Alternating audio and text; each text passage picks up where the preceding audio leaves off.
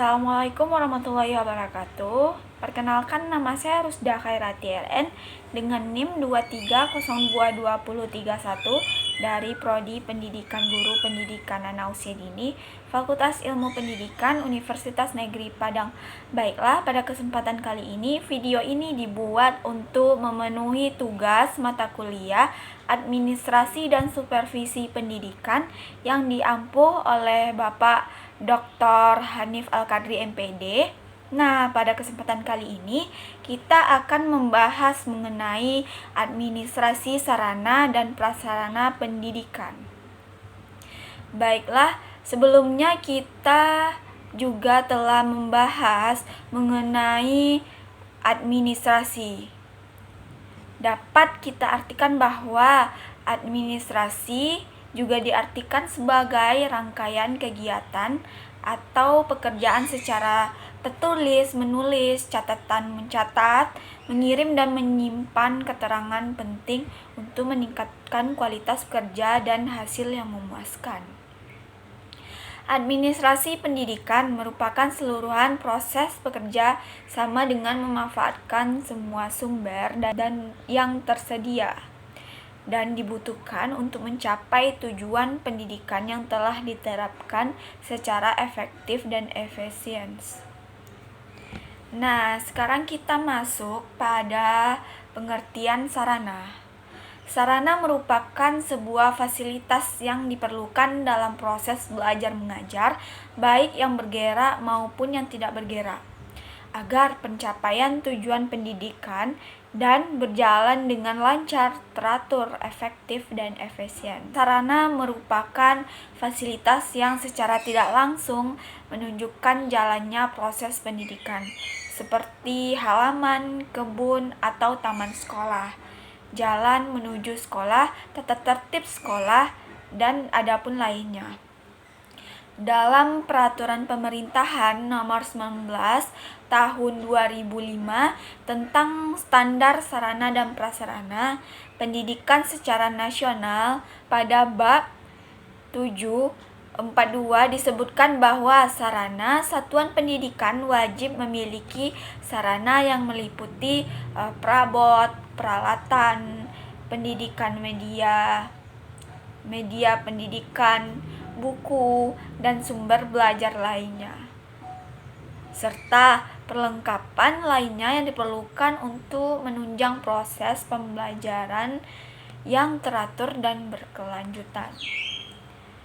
Setiap satuan pendidikan wajib memiliki prasarana yang meliputi lahan, ruangan kelas, ruangan pimpinan satuan pendidikan, ruangan pendidik, ruangan tata usaha, ruangan perpustakaan, ruangan laboratorium, ruangan bengkel kerja, dan ruangan lain yang diperlukan untuk menunjang proses pembelajaran yang teratur dan berkelanjutan.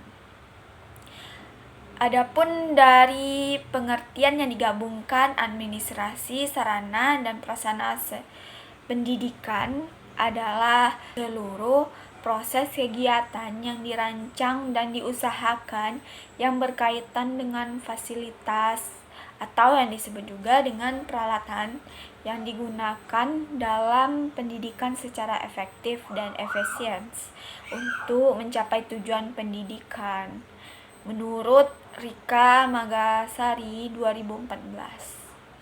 Sarana prasarana juga merupakan sumber daya pendidikan yang perlu dan sangat penting dikelola dengan baik, serta merupakan bagian yang tidak dapat dipisahkan dari manajemen pendidikan, seperti gedung, tanah, perlengkapan administrasi, sampai pada sarana yang digunakan langsung dalam belajar di kelas. Dari pengertian yang telah saya jelaskan tadi, dapat kita simpulkan bahwa administrasi sarana dan prasarana sekolah merupakan hal yang sangat menunjang atas tercapainya suatu tujuan dari pendidikan, Sebagai proses personal, pendidikan kita dituntut untuk menguasai dan memahami administrasi etika kerja sesama personel pendidikan, sarana prasarana untuk meningkatkan daya kerja yang efektif dan efisien serta mampu menghargai, sehingga akan terciptanya keserasian, kenyamanan yang dapat menimbulkan kebanggaan dan rasa memiliki baik dari warga sekolah maupun warga masyarakat sekitarnya. Sehingga sarana dan prasarana yang dapat terjaga dengan baik. Dalam hubungannya dengan sarana pendidikan, Ibrahim Mufadal 2003 mengklasifikasikan menjadi beberapa macam sarana pendidikan, yaitu yang pertama adanya habis tidaknya dipakai. Apabila dari habis tidaknya dipakai ada dua macam sarana pendidikan, yaitu sarana pendidikan yang habis dipakai. Sarana pendidikan yang habis dipakai adalah bahan atau alat apa yang apabila digunakan bisa habis dalam waktu relatif singkat. Sebagai contohnya adalah kapur tulis yang bisa digunakan oleh seorang guru. Pada zaman sekarang guru telah banyak yang telah menggunakan spidol, berarti seperti dawatnya dalam proses pembelajaran. Adapun yang kedua yaitu sarana pendidikan yang tahan lama. Sarana pendidikan yang tahan lama adalah keseluruhan bahan atau alat yang dapat digunakan secara terus-menerus dalam waktu yang relatif lama. Adapun contohnya yang pertama bangku, meja tulis, atlas, papan tulis, dan ada beberapa peralatan olahraga lainnya. Yang kedua adanya bergerak tidaknya pada saat digunakan. Yang pertama sarana pendidikan yang bergerak. Sarana pendidikan yang bergerak merupakan sarana pendidikan yang bisa digerakkan atau dipindahkan sesuai dengan kebutuhan pemakaian. Seperti lemari arsipan yang ada pada sekolah. Adapun yang kedua yaitu sarana pendidikan yang tidak bisa bergerak. Sarana pendidikan yang tidak bisa bergerak adalah semua sarana pendidikan yang tidak bisa atau relatif sangat sulit untuk dipindahkan. Misalnya saja suatu sekolah yang telah memiliki dari PDAM, semua peralatan yang berkaitan dengan itu seperti pipanya relatif tidak mudah untuk dipindahkan ke tempat-tempat tertentu. Adapun yang ketiga yaitu hubungan dengan proses belajar. Ada dua jenis sarana pendidikan. Yang pertama, sarana pendidikan yang secara langsung digunakan dalam proses belajar mengajar. Contohnya yang telah saya sebutkan tadi, ada kapur tulis, spidol, dan sarana pendidikan lainnya yang digunakan guru dalam proses mengajar. Adapun yang kedua yaitu sarana pendidikan yang secara tidak langsung berhubungan dengan proses belajar mengajar. Seperti yang telah kita contohkan tadi, adanya lemari arsipan di kantoran sekolah. Sedangkan prasarana pendidikan di sekolah bisa diklasifikasikan menjadi dua macam. Adapun yang pertama yaitu prasarana pendidikan yang secara langsung digunakan untuk proses belajar mengajar seperti ruangan teori, ruangan perpustakaan, ruangan praktek, dan ruangan laboratorium. Adapun yang kedua yaitu prasarana sekolah yang keberadaannya tidak digunakan untuk proses belajar mengajar tetapi secara langsung sangat menunjang terjadinya proses belajar mengajar. Contohnya saja ruangan kelas yang dipakai oleh guru untuk belajar, ruangan kantor, kantin sekolah, tanah dan jalan menuju sekolah. dan adapun lainnya.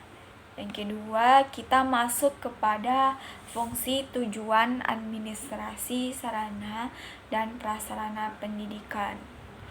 Menurut Kansana Hasmani dan kawan-kawannya pada 2022, administrasi sarana dan prasarana pendidikan memiliki fungsi yang sangat penting untuk menciptakan dan memelihara kondisi sekolah yang optimal.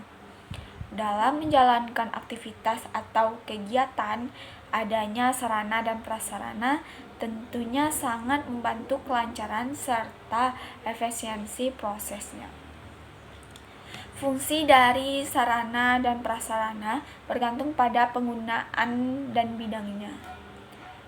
Artinya, antara bidang yang satu dengan yang lain akan membutuhkan sarana yang berbeda. Selain untuk mempermudah dan menciptakan kegiatan pembelajaran yang baik, administrasi sarana dan prasarana pendidikan memiliki fungsi. Adapun yang pertama yaitu memberikan dan melengkapi fasilitas untuk segala kebutuhan yang diperlukan proses belajar mengajar. Adapun yang kedua yaitu memelihara agar tugas-tugas peserta didik yang diberikan oleh pendidik dapat terlaksana dengan lancar dan optimal. Adapun yang ketiga yaitu mempermudah pemahaman peserta didik tentang materi yang disampaikan dengan menggunakan sarana dan prasarana pendidikan yang tepat dalam proses pembelajaran.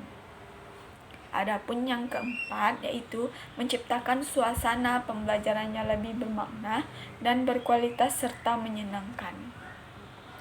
Pada dasarnya, administrasi sarana dan prasarana memiliki beberapa tujuan yang harus diketahui. Adapun pembagiannya yaitu yang pertama, menciptakan sekolah atau madrasah yang bersih, rapi, indah sehingga menyenangkan bagi warga sekolah atau madrasah.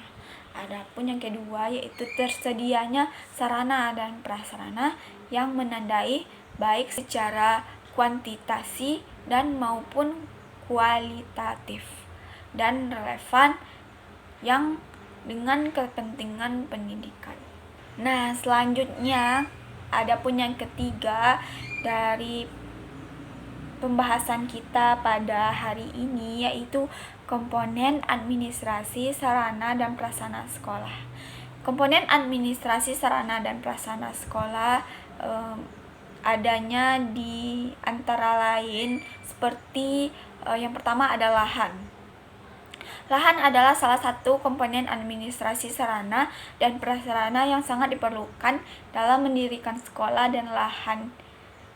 Hal ini harus disertai bukti kepemilikan lahan yang sah dan dapat berupa sertifikat. Yang kedua, adanya ruangan. Secara umum, fungsi dari ruangan sekolah dapat dikelompokkan menjadi 3.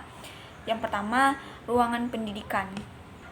Ruangan pendidikan ini memiliki fungsi sebagai tempat terjadinya proses kegiatan belajar dan mengajar, baik secara teori maupun praktik. Adanya ruangan laboratorium, adanya ruang olahraga. Yang kedua yaitu ruang administrasi. Ruang administrasi digunakan untuk segala kegiatan yang dikerjakan di kantor. Ruangan administrasi ini terdiri dari beberapa. Yang pertama yaitu ruangan kepala sekolah yang berdasarkan Permendikbud nomor 24 tahun 2007. Adapun ruang guru berdasarkan Permendikbud nomor 24 tahun 2007. Yang selanjutnya adanya ruangan tata usaha, adanya ruangan penunjang. Ruangan penunjang memiliki fungsi sebagai tempat pendukungnya proses kegiatan belajar mengajar seperti ruangan ibadah, ruangan UKS, ruangan gudang, ruangan organisasi kesiswaan, ruangan bimbingan dan konseling. Nah, ruangan-ruangan yang akan digunakan untuk kegiatan proses belajar mengajar harus memenuhi persyaratan keselamatan, kesehatan, dan kenyamanan. dan ruangan-ruangan tersebut harus memiliki konstruksi yang stabil dan kokoh demi keselamatan dan kenyamanan peserta didik. Adapun yang ketiga yaitu perabot pendidikan, seperti contohnya meja guru, meja siswa, kursi guru, kursi siswa, papan tulis, dan lain sebagainya. Yang kedua, perabotan administrasi seperti meja, kursi guru, kursi kepala sekolah, staf komputer, printer, dan lainnya. Adapun perabot penunjang yaitu seperti perabotan ruangan UKS, ruangan organisasi kesiswaan. Adapun alat dan medianya yaitu setiap mata pelajaran yang masuk ke kelas harus memiliki sekurang-kurangnya satu jenis alat praktek yang sesuai dengan kepentingan pendidikan dan untuk memperlancar kegiatan proses belajar mengajar agar berjalan dengan optimal. Adapun yang kelima yaitu buku ajar. Pendidikan maupun peserta didik dalam proses belajar adapun memiliki buku yang ada. Yang pertama, buku pegangan, buku perlengkapan, dan buku sumbernya. Nah, kali ini kita masuk pada proses administrasi sarana dan prasarana sekolah. Adapun yang pertama yaitu perencanaan. Dalam perencanaan, kebutuhan tersebut harus dikaji terlebih dahulu sistem internal pendidikan dan juga aspek eksternalnya seperti masalah demografi, ekonomi, serta kebijakan-kebijakan yang ada. Yang kedua, adanya pengadaan sarana dan prasarana pendidikan dilakukan ada beberapa. Yang pertama yaitu pengadaan tanah, selanjutnya pengadaan bangunan, pengadaan perabotan, pengadaan kendaraan, dan pengadaan sarana pendidikan. Penyimpanan yaitu menampung atau mewadahi hasil pengadaan barang-barang demi keamanan baik yang belum maupun yang didistribusikan. Kegiatan penyimpanan meliputi penerimaan barang, penyimpanan barang, dan mendistribusikan barang sesuai Undang-Undang Perbendaharaan Indonesia pada pasal 55 dan 57. Adapun yang keempat yaitu inventarisasi, yang kelima yaitu penyaluran, yang ketujuh adanya rehabilitasi, yang kedelapan adanya penghapusan dan penyingkiran. Nah, dapat kita simpulkan bahwa administrasi sarana dan prasarana pendidikan adalah seluruh proses kegiatan yang direncanakan dan diusahakan yang berkaitan dengan fasilitas peralatan yang baik digunakan dalam pendidikan secara efektif dan efisien untuk mencapai tujuan pendidikan. Tujuan dari administrasi dan sarana dan prasarana sekolah secara umum adalah memberikan pelayanan secara profesional di bidang sarana dan prasarana sekolah dalam rangka terselenggaranya proses pendidikan secara efektif dan efisien. Secara khususnya, tujuan administrasi sarana dan prasarana sekolah adalah untuk mengupayakan pengadaan sarana dan prasarana melalui sistem perencanaan dan pengadaan yang hati-hati dan seksama, dan untuk mengupayakan sarana dan prasarana sekolah secara tepat dan efisien sehingga keberadaan selalu dalam kondisi siap terpakai. Baiklah, sekian paparan materi dari saya. Kurang dan lebihnya, apabila ada kesalahan saya, mohon dimaafkan. Saya sudahi dengan Assalamualaikum warahmatullahi wabarakatuh.